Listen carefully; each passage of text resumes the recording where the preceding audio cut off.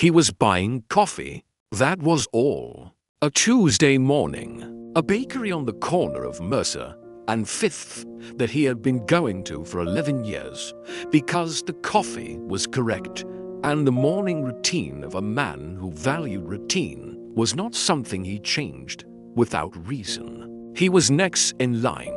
The woman in front of him was speaking to the person behind the counter in the particular voice of someone who is asking for something difficult and is trying to make the asking as small as possible.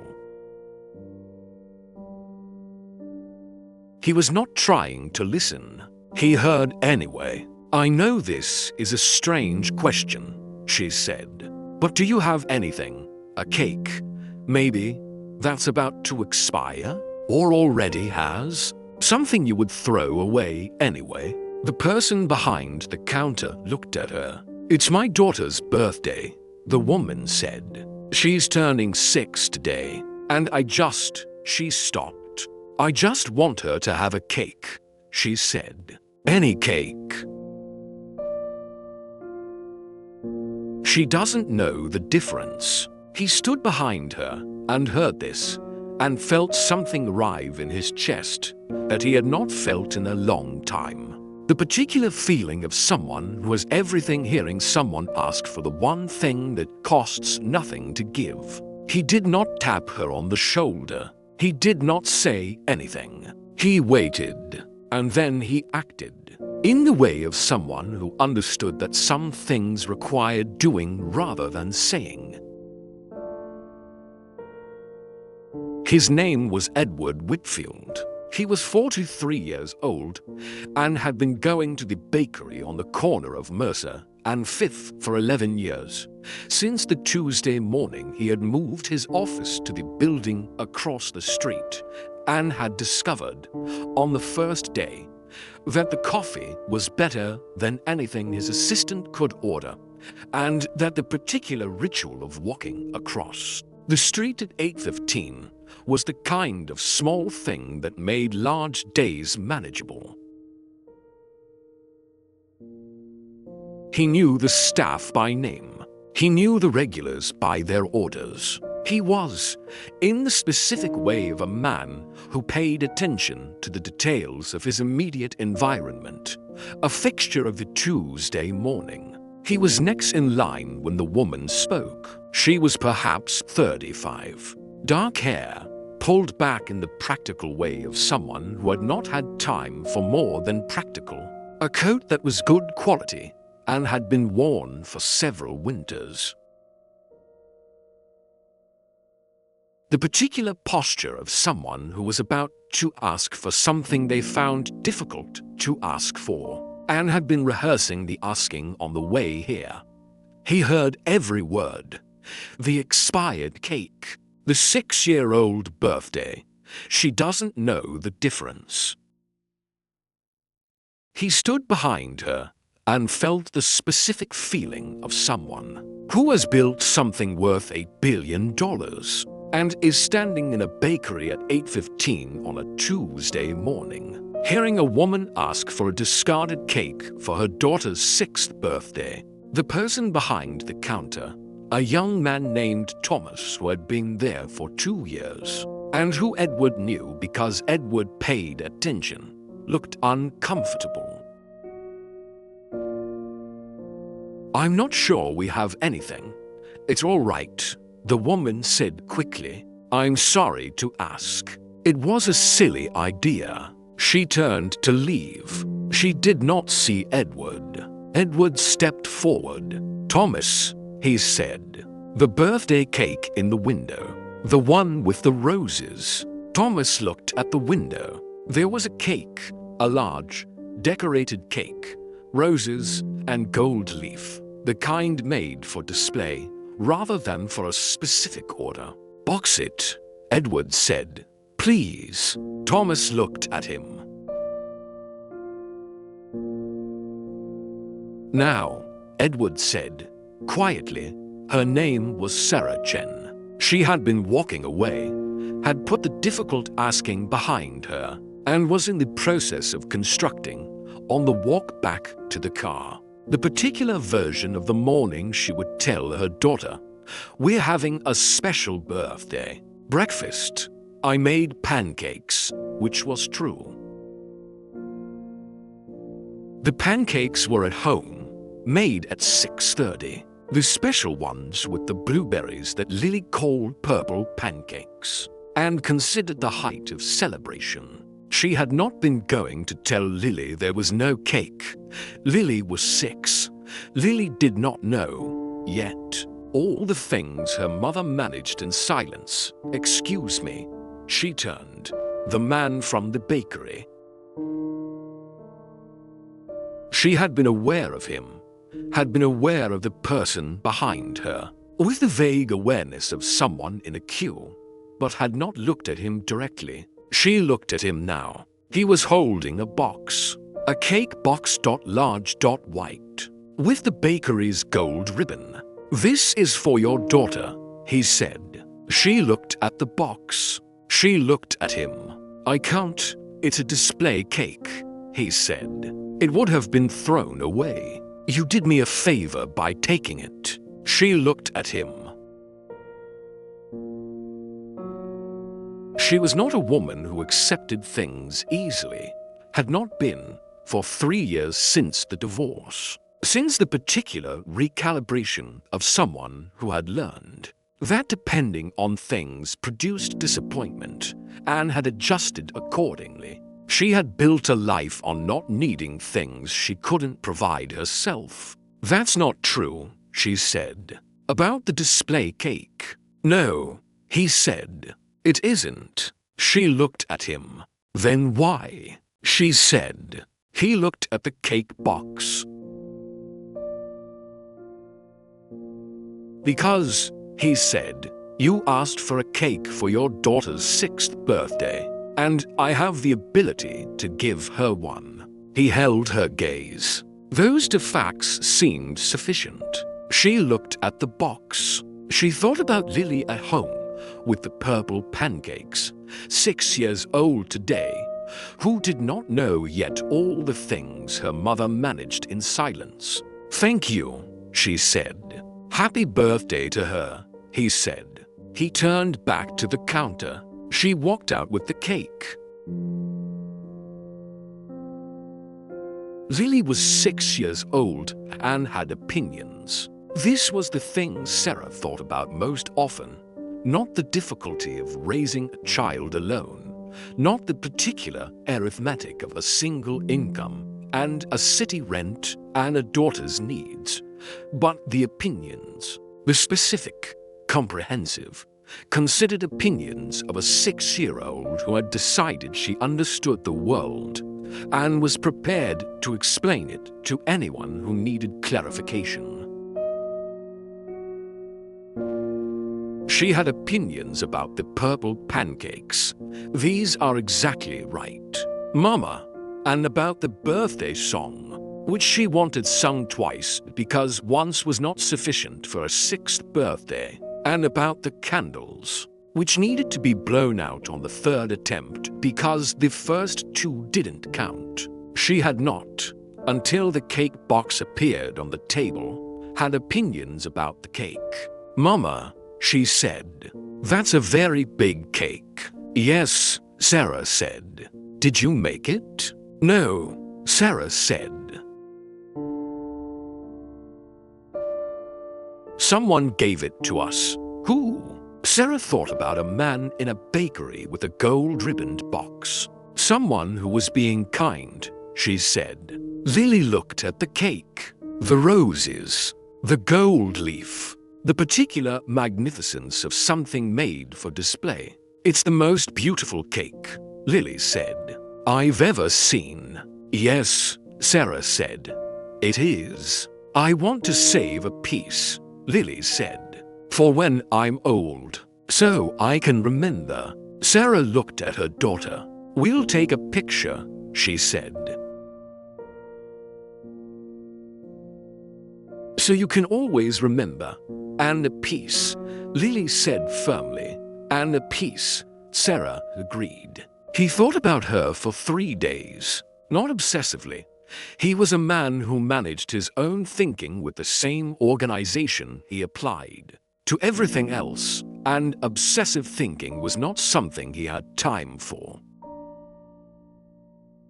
But she returned, in the way of things that have been filed correctly and keep surfacing, at the end of meetings, in the particular quiet of his car, in the 8:15 Tuesday ritual that had become, since last week, slightly different. He did not know her name. He knew she had a 6-year-old daughter named. He had heard it in the conversation. The way she had said she's turning 6 with the specific tenderness of someone for whom this was the most important fact of the day. He knew she had been going to walk out without the cake. He knew she had said that's not true about the display cake and had been correct. He knew she had said thank you and meant it without performing it. He went to the bakery on Thursday, not at 8:15, at 11, which was different, which was not his routine, which was therefore a decision rather than a habit. Thomas was behind the counter. The woman, Edward said, last Tuesday, dark hair. She asked about an expired cake. Thomas looked at him. She comes in sometimes, Thomas said. On Saturday mornings.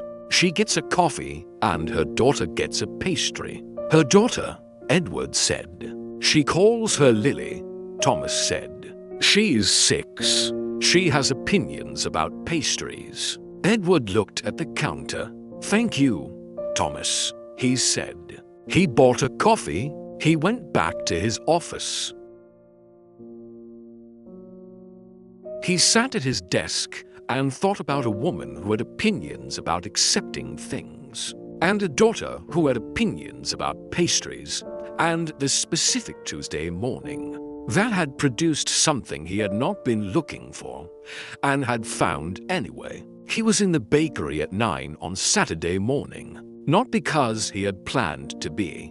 He had told himself he was not planning to be, which was its own kind of plan. He bought a coffee. He sat at the corner table. He opened his laptop. They came in at 9:20. He recognized her immediately. The practical ponytail, the good coat with the winter's wear.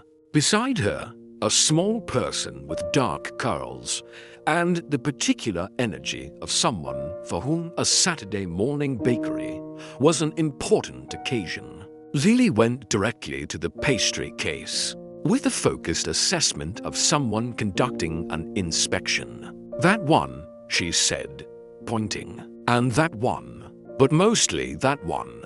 One, Sarah said. 1.5, Lily said. 1, Sarah said. We'll see, Lily said, with the tone of someone who had not conceded. Edward almost smiled. Sarah looked up from her daughter and saw him. He watched her recognize him. The specific sequence of recognition, surprise, the particular consideration of someone deciding what to do with an unexpected situation. She made a decision. She came to his table. You're here on a Saturday, she said. Yes, he said. That's not your routine, she said. He looked at her. No, he said. It isn't. She looked at him for a moment. Then she sat down, not because he had asked, because she had decided. I'm Sarah, she said. Edward, he said. Mama. Lily, at the pastry case, requiring a decision. 1, Sarah called. 1 3/4, Lily called back. Sarah looked at Edward. He was definitely smiling now. She has opinions, Sarah said. I can see that, he said. She gets it from somewhere, Sarah said. Apparently, Lily brought her pastry to the table. She sat across from Edward with the immediate authority of someone who had assessed the situation and made a decision about it. "Are you Mama's friend?" she said. "We've just met," Edward said. "Properly. You gave us the cake," Lily said. He looked at Sarah. Sarah looked at her coffee. "Lily, it was the most beautiful cake," Lily said, "I've ever seen. We took a picture, and I saved a piece." She considered. "It tasted very good. I'm glad," Edward said. "Mama cried," Lily said, after, "when she thought I was asleep." "Lily," Sarah said quietly. "It's true," Lily said. "Happy crying. The kind that means something good happened." She looked at Edward with the direct assessment she brought to everything. "She doesn't cry very often. She's very strong." "I can see that," Edward said. He looked at Sarah. "Both of you." Sarah looked at her coffee. "She's 6, she said. "She doesn't have a filter yet." "I have a filter," Lily said. "I just choose not to use it." Edward looked at the 6-year-old with the pastry and the opinions and the specific clarity of someone who said true things because they were true. He thought about $8 billion and Tuesday mornings and a bakery on the corner of Mercer and Fifth. He thought about the particular morning that had produced something he had not been looking for. "Sarah," he said. "Yes, would you?" He stopped. "Would the two of you like to have breakfast? Properly, not coffee and a pastry." Sarah looked at him. "Why?" she said. "Because," he said, "Lily has saved a piece of cake for when she's old so she can remember it. And I'd like to give her something else worth remembering." Sarah looked at her daughter. Lily was looking at Edward with the comprehensive assessment she brought to everything important. "He's good," Lily said. "I can tell." "You can tell," Sarah said. "I'm very perceptive," Lily said. "Everyone says so." Sarah looked at Edward. "Breakfast," she said. Single quotes, yes. All right. He found the best bakery in the city, not his regular one, the best one, which required research and phone calls and the particular organization of a man who, when he decided to do something, did it correctly. He called ahead. He explained what he wanted.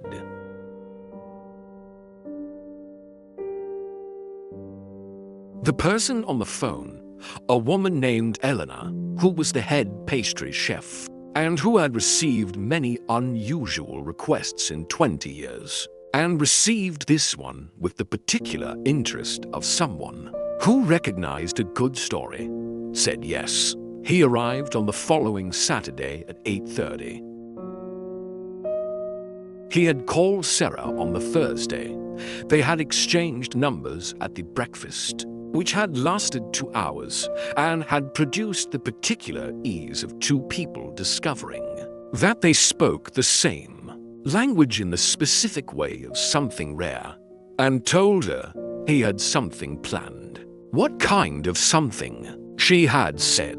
The kind, he had said, that Lily will have opinions about. That's everything, Sarah had said. Then we're prepared, he had said. They arrived at 9. Lily stopped in the doorway. The bakery had been, for the morning, arranged differently. The corner table set with the particular care of somewhere that understood occasions, with flowers and the specific warmth of a space that had been made ready for something. And on the table, a cake. Not a display cake this time. A cake made specifically, with happy belated birthday Lily in the particular handwriting of someone who had been told about the opinions and had taken them seriously. Lily looked at the cake. She looked at Edward. You remembered, she said. Yes, he said. My birthday was last week, she said. I know, he said. This is the belated one. You deserve to. Lily considered this seriously. That's very good thinking, she said. Sarah was not looking at the cake. She was looking at Edward, at the man who had bought a display cake for a stranger's daughter, and then found the best bakery in the city and arranged a belated birthday with flowers, and a cake made specifically for a 6-year-old with opinions. Edward, she said. Single quotes, yes. Why are you doing this? She said. He looked at her. Because, he said, I stood behind you in a bakery on a Tuesday morning and heard you ask for a discarded cake for your daughter's birthday. He held her gaze. And I understood, in that moment, that I had been standing in that bakery for 11 years buying coffee and not seeing the things that were worth seeing. Sarah looked at him. You saw me, she said. Yes, he said. I did, Mama. Lily said. Can we start? It grew slowly. Not the cake. The cake was finished comprehensively, with Lily consuming her portion with the focused appreciation of someone who understood quality, and James receiving his piece with the particular satisfaction of someone for whom belated birthdays had been correctly conceptualized. The other thing grew slowly. Saturday mornings at the bakery. Then Saturday mornings elsewhere, the park, the market, a Sunday afternoon at the museum, where Lily had opinions about every exhibit, and Edward listened to all of them with the specific attention of someone who found them worth listening to. He had not been looking for this. He had been going to a bakery for 11 years. He had heard a question. He had acted. Everything else had grown from there, in the particular way of things that grow when the conditions are right rather than when someone is trying to make them grow. Sarah was careful, not cold. She was not a cold person, but careful in the way of someone who had learned that care was worth taking, that the things worth having were worth approaching with appropriate consideration. He respected this. He matched it. He did not rush. He did not perform generosity to impress her, had learned from the first Saturday. That performance was not what she responded to. He simply showed up, consistently, with the specific reliability of someone who had decided that showing up was the most important thing and was going to demonstrate it by doing it. On a Sunday evening 3 months in, Lily fell asleep on the sofa between them. Sarah looked at her daughter. She looked at Edward. She trusts you, she said. She doesn't trust easily. I know, he said. She gets it from me, Sarah said. I know, he said. Edward, she said. Single quotes, yes. She paused. I'm glad you were in that bakery. So am I, he said. It was just coffee, she said, for you. It was, he said. And then it wasn't. She looked at her daughter asleep between them. What changed it? She said. You asked for the right thing, he said. In exactly the right way. I asked for an expired cake, she said.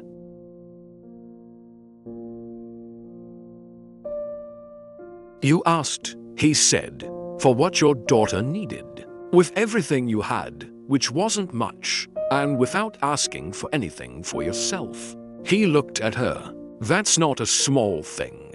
That's everything. Lily produced it on a Monday, from the back of the fridge.